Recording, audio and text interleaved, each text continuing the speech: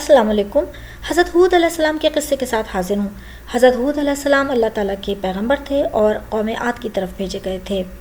آج آپ اس قصے میں جان سکیں گے کہ حضرت ہود علیہ السلام نے کس طرح تبلیغ فرمائی اور یہ کہ قوم عاد نے کیا جواب دیا، جبکہ آپ یہ بھی جان سکیں گے کہ اللہ تعالیٰ نے قوم عاد کو کن نعمتوں سے نوازا تھا اور یہ بھی کہ وہ کیا وجوہات تھی جن کی وجہ سے اللہ تعالیٰ نے ان پر اپنا عذاب نازل فرمایا۔ آپ اس قصے کو آخر تک دیکھیے تاکہ اس قصے کا تسلسل بھی قائم رہے اور اس میں موجود پیغام بھی آپ تک صحیح طرح سے پہنچ جائے۔ تو آئیے شروع کرتے ہیں اس ویڈیو کو۔ یمن اور عمان کے درمیان میں احقاف نامی سرزمین ہے۔ وہاں پر یہ قوم رہا کرتی تھی جس کا نام تھا قوم عاد، اور یہیں پر اس قوم پر اللہ تعالیٰ نے حضرت ہود علیہ السلام کو بھیجا تھا۔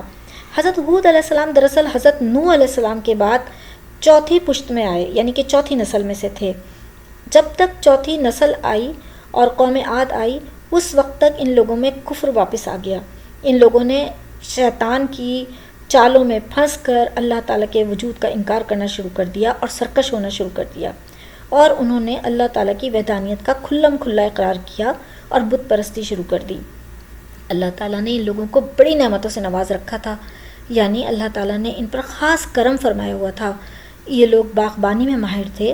اللہ تعالیٰ نے ان کو بے شمار نعمتیں باغوں کی صورت میں عطا کی ہوئی تھیں۔ یہ باغبانی کے فن میں ماہر تھے۔ ساتھ ساتھ اللہ تعالیٰ نے ان کو بہترین قد کاٹ عطا کیا تھا اور بہترین جسامت اور ساتھ ساتھ قوت اور طاقت کا مالک بنایا تھا۔ اتنی زیادہ قوت اور طاقت تھی جو بے مثل تھی، اور ان کا قد تقریباً حضرت آدم کے قد کے برابر تھا۔ تو ایسی بے مثل قوتوں کے ساتھ ایک اور ان کو ہنر دیا تھا، جو کہ پہاڑوں کو تراش کر یہ اس میں گھر بنایا کرتے تھے، محل بناتے تھے۔ انہوں نے بڑے بڑے شاندار محل تعمیر کر رکھے تھے، اونچے اونچے ستونوں والے بڑے محل تعمیر کیا کرتے تھے، اور اس میں یہ اپنے شغل کے لیے بھی، اپنی خوشی کے لیے بھی تعمیر کرتے تھے، اور اپنے وقت کا بھی ضیاع کرتے تھے، اور اپنی طاقت اور اپنی قوت کا بھی غلط استعمال کرتے تھے، اور ساتھ ساتھ بت پرستی کا بھی انہوں نے ارتکاب کر لیا۔ اللہ کی نعمتوں کو ٹھکرانا شروع کیا اور اللہ کے وجود کا انکار بھی شروع کر دیا۔ جب ان کی یہ حالت ہو گئی تو اللہ تعالیٰ نے اس وقت پھر حضرت ہود علیہ السلام کو مبعوث فرمایا۔ اللہ تعالیٰ فرماتے ہیں، ایک ترجمہ سنیے، اور ہم نے عاد کی طرف ان کے بھائی ہود کو بھیجا۔ انہوں نے کہا کہ میری قوم، خدا ہی کی عبادت کرو، اس کے سوا تمہارا کوئی معبود نہیں، محض تم تو بہتان باندھتے ہو، یعنی تم محض بہتان باندھنے والوں میں سے ہو۔ اس کے علاوہ ایک اور جگہ آپ سنیے کہ اللہ تعالیٰ نے کیا فرمایا۔ قوم عاد کے بھائی ہود کو یاد کرو کہ جب انہوں نے اپنی قوم کو سرزمین احقاف میں ہدایت کی، اور ان سے پہلے اور پیچھے بھی ہدایت کرنے والے گزر چکے تھے کہ خدا کے سوا کسی کی عبادت نہ کرو، مجھے تمہارے بارے میں بڑے دن کے عذاب کا ڈر لگتا ہے۔ تو یہ انہوں نے سمجھایا، لیکن ان کی قوم کو نہ سمجھنا تھا، وہ نہ سمجھی، بلکہ انہوں نے الٹا حضرت ہود علیہ السلام کو ان کے ساتھ بہت برا کیا، ان کو مضحکہ خیز انداز میں بے وقوف بھی کہا اور جھوٹا بھی کہا، یعنی نبی کا مذاق اڑایا۔ اور نبی کا مذاق اڑانا یہ کوئی معمولی بات نہ تھی، جس کی وجہ سے اللہ تعالیٰ نے ان پر عذاب بھیجنے کا فیصلہ فرما لیا۔ اللہ تعالیٰ نے قرآن پاک میں فرمایا ہے، سنیے، ترجمہ ہے، کیا تم نے نہیں دیکھا کہ تمہارے پروردگار نے عاد کے ساتھ کیا کیا، یعنی اللہ تعالیٰ نے اس قوم عاد کے ساتھ ایسا کیا کیا جب انہوں نے اس حد تک نبی کو جھٹلایا اور اللہ تعالیٰ کی وحدانیت کا انکار کیا۔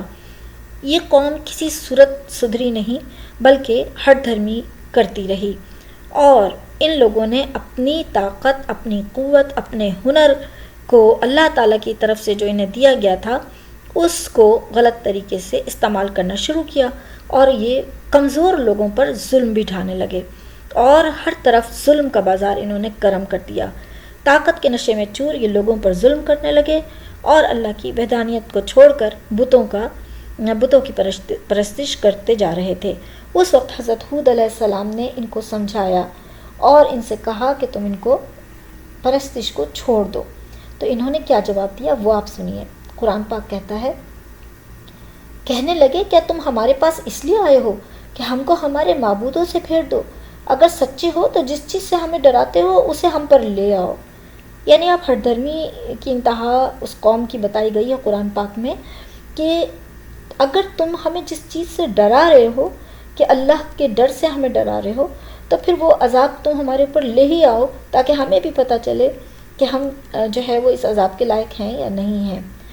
تو پھر اللہ تعالیٰ نے جب ان کے عذاب کا فیصلہ فرما لیا تو اللہ تعالیٰ نے ان پر سب سے پہلے مسلط کی، یعنی بارش جو تھی وہ روک لی، اور بارش کا رکنا تھا کہ قحط پڑ گیا، اور قحط آنے سے ان کی تمام فصلیں وغیرہ تباہ ہونی شروع ہو گئیں، ان کے باغات جو تھے وہ اجڑنے شروع ہو گئے، اور اس طرح یہ قحط سالی کا شکار ہو گئے۔ لیکن ایک جب عذاب شروع ہوا، اس کے بعد اصل عذاب جب شروع ہوا، چونکہ 7 دن اور 7 راتیں چلتا رہا، وہ بادل کی صورت میں پہلے آیا۔ انہوں نے جب آسمان پر بادل دیکھے تو یہ سمجھے کہ اب بارش ہوگی، تو یہ خوشی سے بہت جھوم اٹھے، بہت خوش ہوئے، اور انہوں نے کہا کہ واہ واہ، اب تو بادل آ رہے ہیں اور بارش برسے گی۔ لیکن اللہ تعالیٰ نے ان کو عذاب کے لیے مقرر کر دیا تھا۔